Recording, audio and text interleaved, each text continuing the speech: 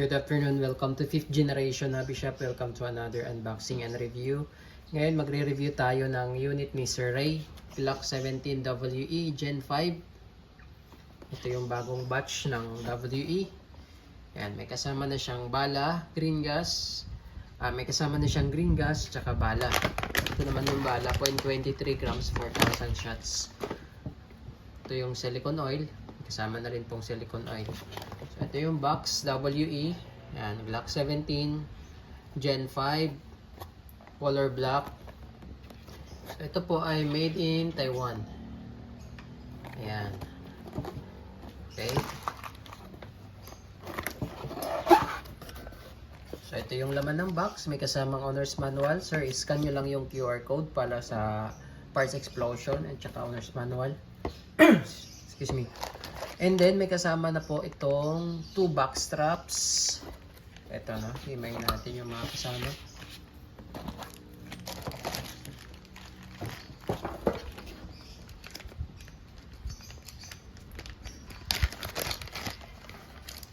Okay, so ito po, yung bagong batch ng WE. May kasamang 2 back strap. And ito, yung marking plate. Ito yung 3 piraso na marking plate. Ito yung bago kasi ng WE na ilalagay po dito. Kasi may patent na kasi sila ngayon. May patent number na. Dati kasi hindi ganyan yung design ni WE. So ito yung lalagyan nyo, sir. Yung 3. Pwede nating ilagay na ngayon. Ilagay natin. Para makita nyo lang, sir, yung ilalagay na yung marking plate. Okay, so ito na, sir. Nilagay ko na yung mga marking plate yan. As you can see, meron siyang ayan, made in Austria. Nakalagay markings, no? Ayan, Glock. Tapos meron siyang patent number. Ayan, meron na siyang patent number. Before kasi wala pa yung patent number. So na-approve na yung kanilang patent number. Kaya meron na siyang patent. Tapos ito naman yun sa kabila. Yan naman po yun sa kabila. Meron na siyang Glock. Before kasi wala po ito. Ang nakalagay niyan dati yung unang batch is WE, hindi Glock. Yan. Tapos bali 3 po yun. Ito yung pangatlo. Yan. Sa magazine naman po. Okay. So itong back strap, sir, kung gusto nyo ang lagyan, malaki ang kamay nyo, pwede siyang lagyan ng back strap. Yan. Kung mas pataba ang kamay nyo, pwede siyang lagyan ng backstrap. Tapos meron siyang locking pin. Ito yung locking pin niya isa. Itong mahaba, extra lang po yan.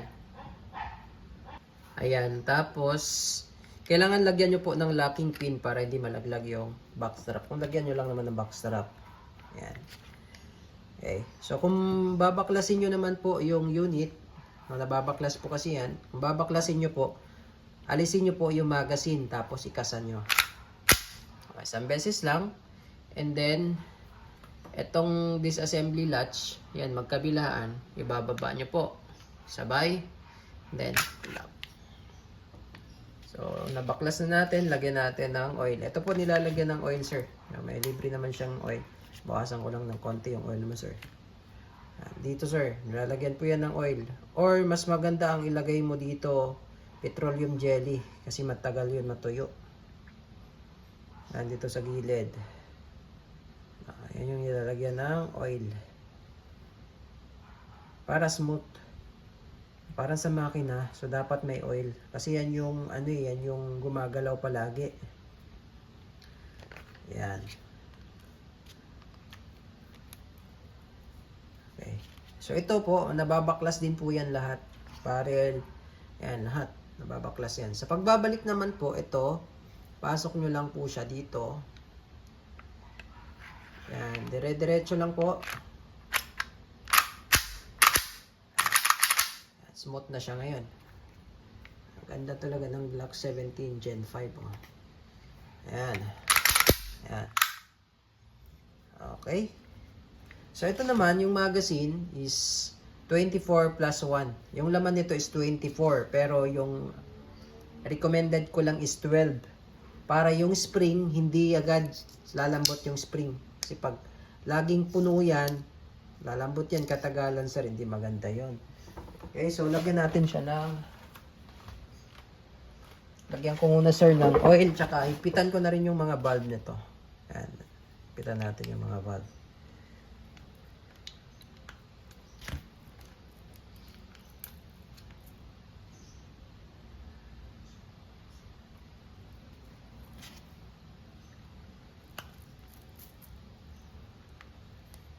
Ito pong ginagamit kong valve tool, hindi pa po ito kasama, sir. Ayan. Tapos ito naman, yung base pad, para ma-remove mo, etong spring, baba mo lang, tapos slide. Ayan. Dito makikita mo yung valve, inlet valve, tapos may screw. Itong valve, hipitan ko lang. Bali, niluwagan ko muna para mag-absorb yung oil sa loob.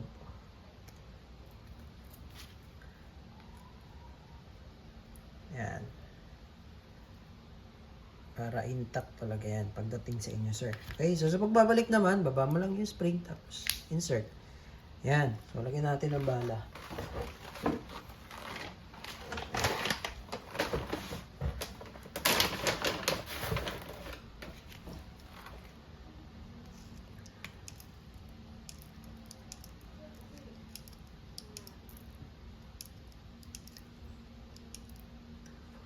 Eight, 10. Yan. Kung halimbawa 12 ang ilagay natin, yung spring niya hindi sagad sa dulo. So maganda yon para hindi agad lalambot yung spring. Tapos ngayon sir, pag continuous ang gamit ng magazine, normally lumalamig siya. So pag malamig ang magazine, ipapahingan nyo lang po. Kasi pag malamig ang magazine, dahil nga sa gas, normally, humihina po yung blowback. Mapapansin nyo parang mahina yung putok. So, sabihin, malamig na yung magazine. So, ipahinga nyo lang hanggang sa mag-normal temperature bago nyo kargahan at gamitin ulit. Okay, so ngayon, magkakarga tayo ng gas. Inverted position, sir. Upside down. Yan. Tapos, 3 to 5 seconds.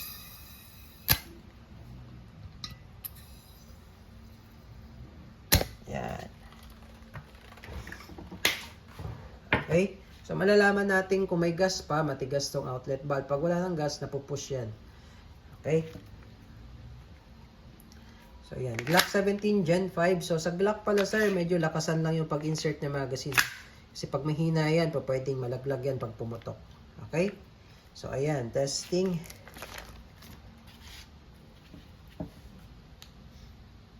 Okay, so bali, pwede nyo po itong lagyan, sir, ng red dot optic. Nalalagyan po siya ng red dot optic. Meron tayo ditong RMR, red dot optic, no? Pakita ko lang kay sir para may idea si sir ano yung red dot optic. Okay, so ito po yung red dot optic, sir. Yan, meron siyang red dot dyan. Nasi-zero po yan. Yan. Meron siyang on and off. Yan, so kung saan nakatutok yung red dot, halimbawa nakatutok yan dyan sa may plate na yan, yan yung tama, yan yung zero niya. Yan. Diba? Oh, yan. Yan yung red dot. So, yan po yung kinakabit dito sa ibabaw. Yan. Itong rear sight na ito, tinatanggal to. Tapos, itong base pad na to, ay base pad tuloy. Ito yung pinaka-base, tinatanggal po yan. So, imagine lang nakakabit siya dyan. Yan. Yan. So, meron kasi siyang plate dito na nilalagay na papatungan nitong red dot optic. Yan. So, ganyan yan. Tsura. Tapos, pwede rin siyang lagyan ng flashlight.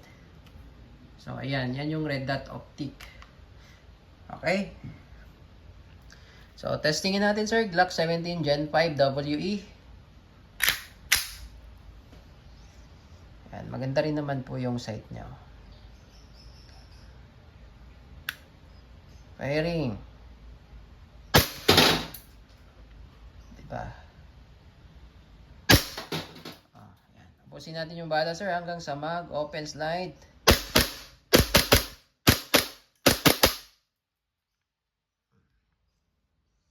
Yan. So, wala ng bala.